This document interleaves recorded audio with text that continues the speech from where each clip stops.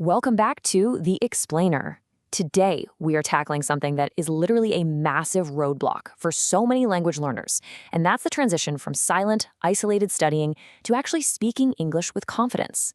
If you've been reading and listening for years, but still just freeze up when it's time to actually open your mouth, well, you are in exactly the right place. I mean, we've all been there, right? You can read a novel in English, you understand every single word of your favorite podcast, but the very second you need to answer a basic question, total freeze.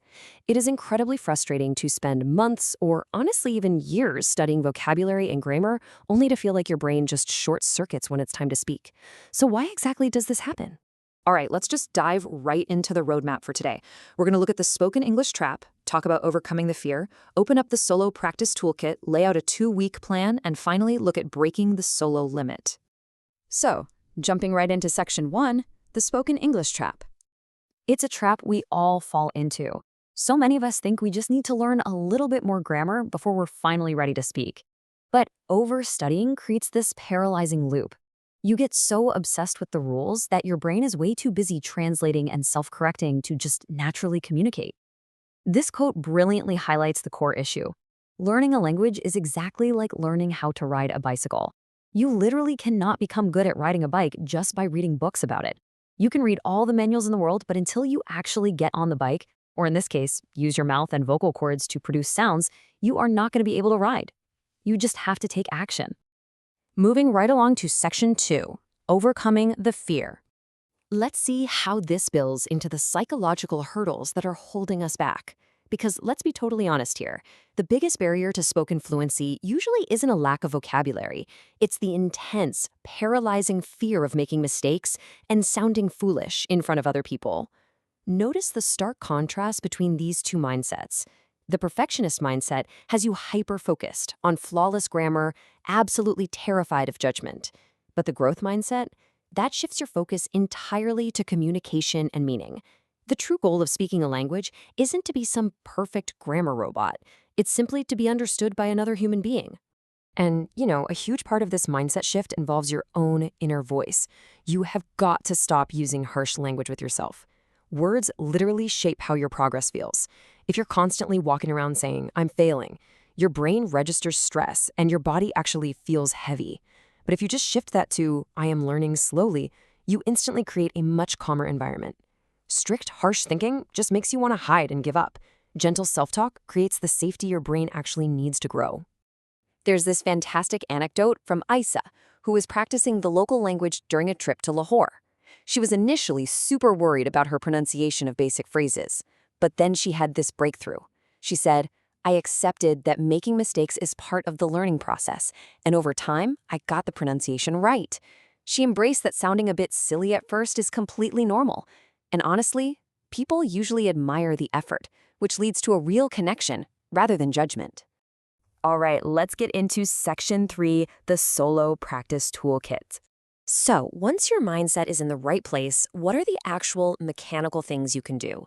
First up is a total game changer called shadowing. This basically means playing a video or podcast and repeating what the native speaker says word for word, lagging just half a second behind them. The absolute crucial point here is that shadowing completely bypasses that translation lag in your brain. You don't even have to think of what to say. You are simply training your mouth, lips, and tongue to form English sounds at a native rhythm and speed.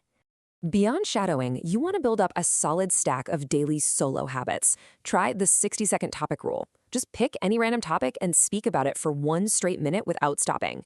Read articles out loud at a normal speaking pace. Try self-narration. Literally just talk out loud to yourself while cooking or cleaning. Say something like, "I'm chopping the onions right now." Do daily self-recording, where you answer one specific question into your phone's voice memo app. And, use apps for targeted pronunciation drilling. Doing just a few of these, like narrating your chores or recording a quick 60-second voice note every day, builds massive fluency over time. And hey, if you ever sit down and think, I have literally no idea what to talk about, just use a prompt list. Working through a basic list of simple, everyday questions, stuff like what time do you get up or what's your favorite food, is a fantastic way to practice. Firing off quick, out-loud responses to these builds up your vocabulary recall speed in complete privacy, which means it's entirely free from pressure. Okay, section 4, the 2-week plan. So we have the mindset and we have the tools, now let's actually organize them. The progression here is brilliant. Week 1 is all about building habits. You listen daily, you learn full phrases instead of isolated words, you practice speaking out loud, and you do your shadowing. It is all about laying down a safe foundation. Then, week 2 flips the switch to active usage. This is where you push yourself to actually think in English during your daily commute, record your voice, tell short stories about your day, and start seeking real-life practice. You progress from just mimicking the language to actively generating your own thoughts. And here is the absolute magic number: 15. Just 15 to 30 minutes of focused daily practice is the absolute sweet spot for sustainable progress.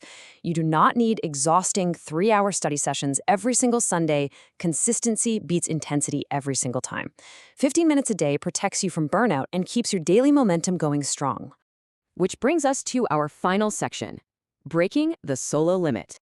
All right, time for a quick reality check, because there definitely comes a point where just talking to yourself isn't quite enough. Solo practice is incredible for building pronunciation accuracy, vocabulary recall speed, and confidence in constructing sentences. But here is what it inherently cannot do.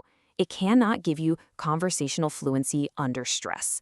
It doesn't build those spontaneous reflexes you need when a stranger asks you a totally unexpected question. And, of course, you don't get real-time error correction. While solo practice is the ultimate foundation, it simply cannot fully prepare you for the unpredictable, dynamic nature of a live conversation.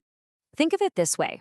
Solo practice is your daily warm-up. One-on-one live sessions are your actual conversational reps. The crucial takeaway here is that once you hit that solo plateau, which is usually after a few weeks of consistent self-practice, you must step out of your comfort zone. You have got to find real people to practice with to finally break through that lingering fear of speaking to strangers. Remember, so many learners just wait and wait and wait until they feel perfectly ready before having a real conversation. But this quote says it all. Confidence does not come before action. It comes from action. You aren't going to feel magically confident until you actually open your mouth, make a few mistakes, realize you completely survived the experience, and then try again. So I'm going to leave you with a real challenge today. What is the first out loud sentence you will speak the very moment this explainer ends? Do not wait for tomorrow. Apply the 60-second rule right now. Stand up, pick a topic, and just talk to the room for 1 minute. Your journey to spoken fluency starts today. Thanks so much for learning with me today, and keep speaking.